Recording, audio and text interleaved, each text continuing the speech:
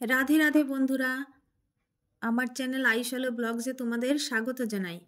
আশা করছি তোমরা সবাই ভালো আছো, আমিও ভালো আছি। তো আজ একাদশী, সকাল 5টার সময় উঠে স্নান ধান সেরে চলে এসেছি ঠাকুর ঘরে। ঠাকুরকে পুজো দেব, তারপর আমার দিনটি শুরু করব। ভিডিওটিতে প্রথম থেকে শেষ পর্যন্ত আমার পাশে থাকার জন্য অনুরোধ রইল।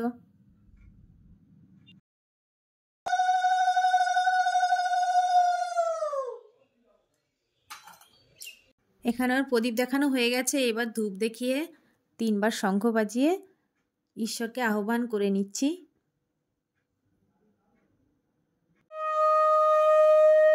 সর্বপাপ নাশকারী ভৈমী বা জয়া একাদশী আমি আগেরবারও পালন করেছিলাম, এবারেও করে নিলাম। তো আমার পুজো প্রায় শেষের দিকে।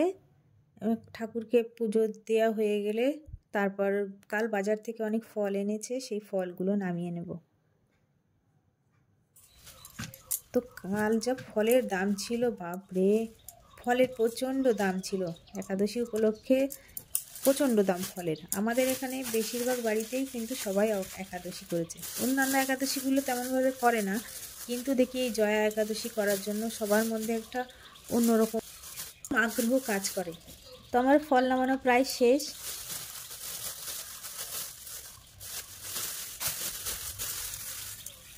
এবার অন্য কাজ করব। তো নিচের কাজ শেষ করে আমি চলে এসেছি ওপরে। আর এদিকে আয়ুষ বলছে 1 কাপ চা দাও, ওকে 1 কাপ চা দিয়ে দিলাম। চা খাওয়া হয়ে গেলে আমি চলে যাব নিচে।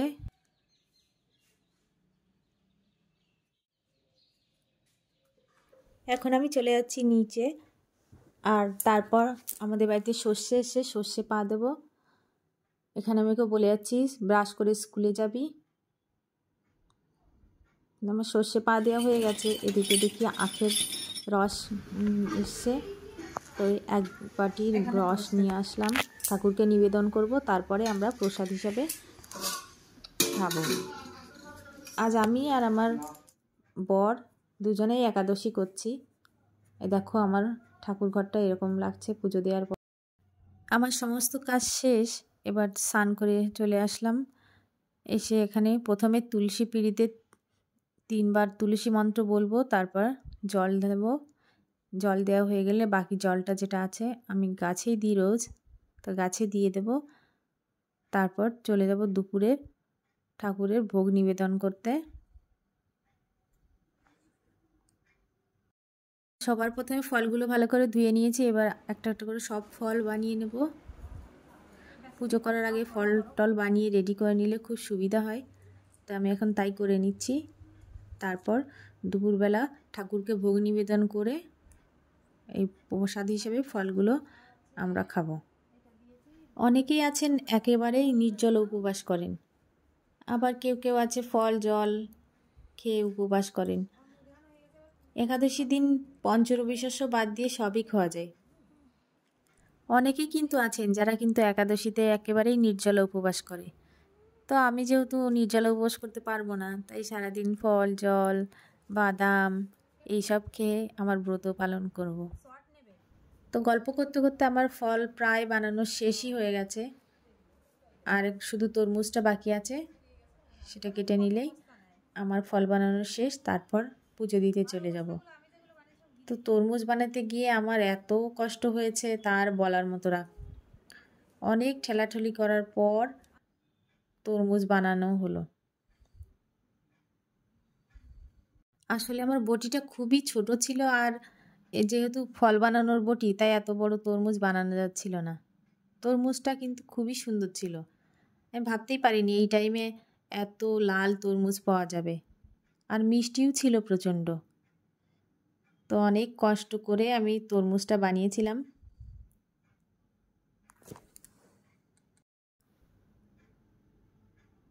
অবশেষে আমার ফল বানানো হলো।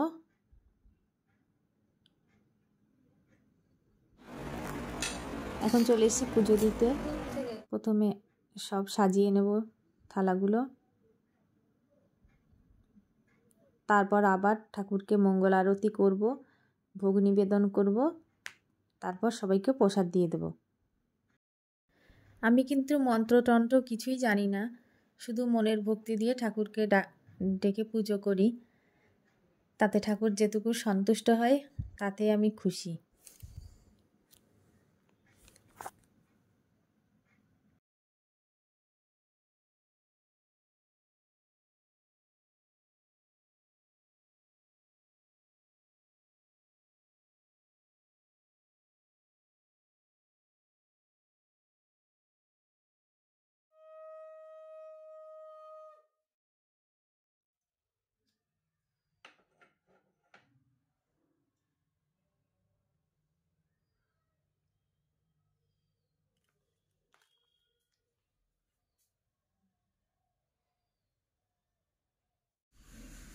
আমার দুপুরের পুজো দেওয়া কমপ্লিট। এখন বাড়ি যাব, তারপর 30 মিনিট পর এসে সবাইকে প্রসাদ দিয়ে দেব। আর পুজো দেওয়ার পরে আমার ঠাকুরঘরটা এরকম লাগছে দেখতে।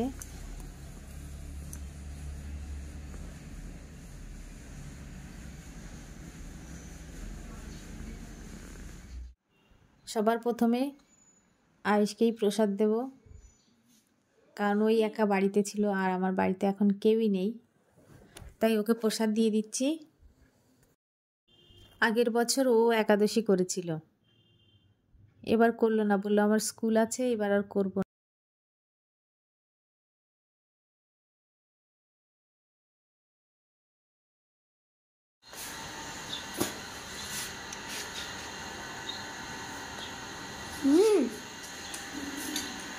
তরমুজটা হেভি মিষ্টি।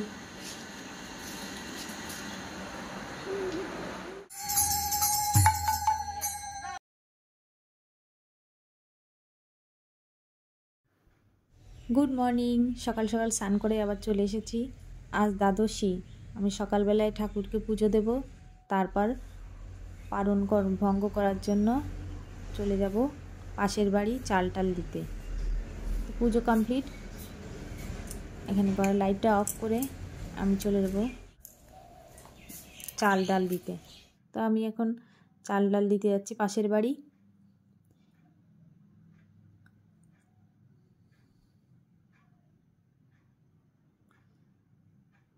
চলো আমার সাথে তোমরাও যাই।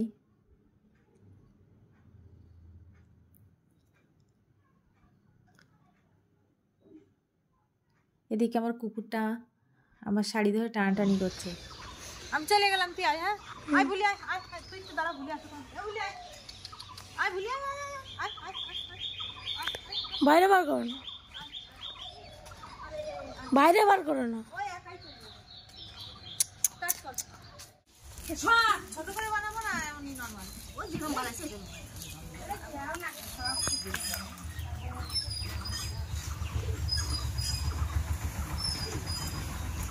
পিঠে কি রান্না করছিস ওখানে?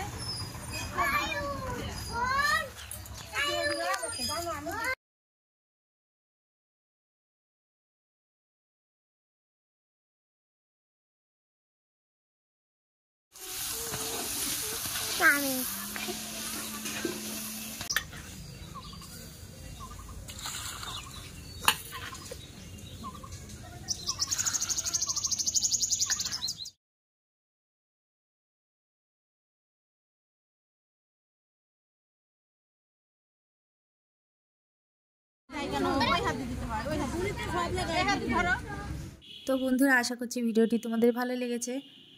যদি ভালো লাগে তাহলে অবশ্যই একটা লাইক, কমেন্ট, শেয়ার করতে ভুলো না যেন।